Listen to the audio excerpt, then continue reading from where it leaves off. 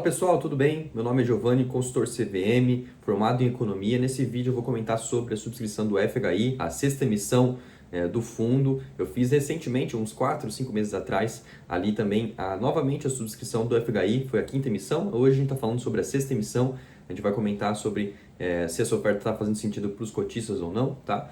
Então, no dia 20, foram divulgados esses fatos relevantes aqui que vocês estão vendo. Então, aqui um anúncio de início, de 120 milhões. Então, conforme definido, fato relevante, o valor unitário de R$ 95,80, o preço de emissão, tá bom? Então, aqui a gente já pode colocar até sublinhado para vocês verem. E a gente vem aqui abaixo a data dos eventos. Então, o início do período começa no dia 27. Hoje eu estou gravando agora no período da noite, no dia 27, e vai se encerrar no dia 10/6, tá bom? E a liquidação acontece no dia 11, tá? Então, você precisa ter o dinheiro ali no dia 11. Caso haja o período de sobras, a gente pode ver aqui o início do período para exercício do direito de subscrição de sobras no dia 13 até dia 19 e liquidação no dia 20. Ok, pessoal? Aqui a gente vai para o outro documento, que aí sim a gente tem mais dados exatos dessa oferta. Aqui, primeiramente, a gente vai ver que a quantidade de novas cotas 120 milhões ou 1.252.610 cotas, tá? Preço de emissão, 95,80, um pouquinho a mais do que o preço, um pouquinho mais do que o valor patrimonial que o fundo declarou. Distribuição parcial e captação mínima. Será admitida a distribuição parcial de ofertas, o montante mínimo de 1 milhão, de reais somente. Então, realmente, eles querem captar de qualquer forma, e correspondente a 10 mil cotas praticamente, 10.500 cotas. Direito de preferência, a gente consegue ver aqui, o fator de proporção aqui é de 31%, tá? 0,31, 33, 91, ou seja, cada 100 cotas que você tem, você poderia acessar 31 direitos de subscrição do FHI, tá bom, pessoal? Pessoal, aqui o que é legal, o próprio fundo já deixa aqui destinado qual que é, pelo menos a sugestão de aportes do próprio fundo para esse valor ali futuro, tá bom? Então, ele coloca até a questão de alocação, volume em cada segmento, em percentuais também. Isso é bom porque você consegue ter uma noção se essa operação traria um resultado positivo ou negativo. Olhando os percentuais, claro que a gente tem que ver as empresas aqui, são percentuais que não são tão fora do padrão do FHI, que é um fundo que consegue trabalhar bem essa relação do CDI e PCA, tá bom? Vou ver aqui o último documento para a gente, justamente para a gente concluir esse ponto, tá?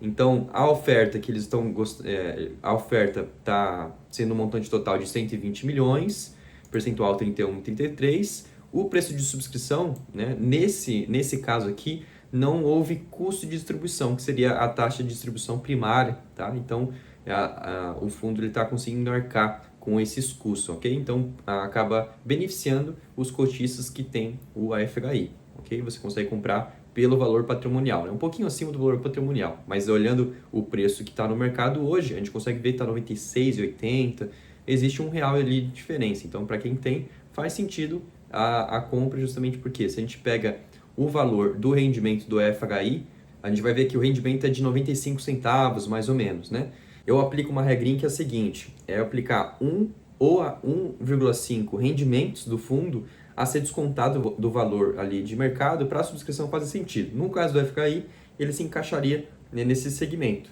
Então, ele estaria plausível de poder fazer a subscrição. Claro que isso não é uma recomendação de investimento, pessoal, mas é uma forma de você calcular de forma mais rápida se faz ou não sentido a subscrição. Lembrando que quando você subscreve, você fica um período normalmente de 2 meses com aquela cota travada e não recebendo de forma integral os rendimentos. Normalmente você recebe 30%, 40%, 50% do valor somente que você receberia de uma cota normal do FHI 11, tá? Então por isso que eu faço esse desconto para você pelo menos sair no 0 a 0, ok? Então, é um fundo que ele tem uma qualidade interessante. O patrimônio dele aqui, como a gente pode ver, é patrimônio de 385 milhões, não é um fundo tão grande, e 120 milhões, no caso, seria basicamente 1/3 de aumento. Então, é um fundo que ainda tem muito para crescer. Em comparação a outros fundos, realmente é um fundo que não é tão relevante de tamanho, tá?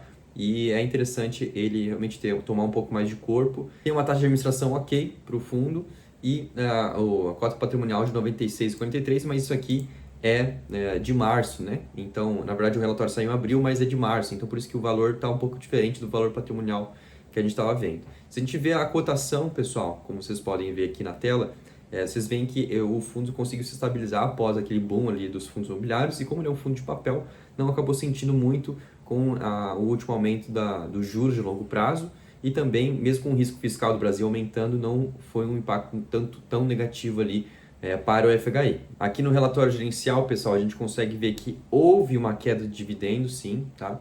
Mas por conta também de queda do CDI, né, queda da Selic e a queda da inflação, então dois índices caindo. Naturalmente, como o fundo ele tem bastante posição nesses dois índices, ele também tende a cair um pouco o percentual, tá? Mas natural que a gente veja provavelmente uma melhora na situação, já que os dois índices tendem a ficar mais estáveis, né? Tanto o CDI quanto o IPCA tendem a ficar mais estáveis nesse momento, ok?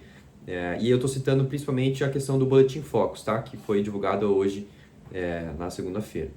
A gente consegue ver aqui os ativos da carteira. Ele tem alguns ativos que tem uma leve concentração, mas de resto abaixo dos 4, 5% o restante, né? Então, tipo de risco, ele é um fundo que naturalmente tem um risco maior, pessoal, né? Então, ele assume um risco maior justamente para pagar um rendimento maior, mas ele também consegue equilibrar com operações um pouco mais seguras, tá? Então, ele consegue trabalhar as duas formas, né? Um pouco de operações mais arriscadas, mas ao mesmo tempo consegue trabalhar operações mais conservadoras para ter uma média de retorno mais interessante. Movimentações do mês, ele faz movimentações, ele fez uma venda do RINV, que é um fundo de multi-estratégia, basicamente, né? Ele investe bastante, principalmente em fundos de fundos, né? Ele é basicamente um FOF, mas ele tem bastante outros ativos além de FOFs, ok?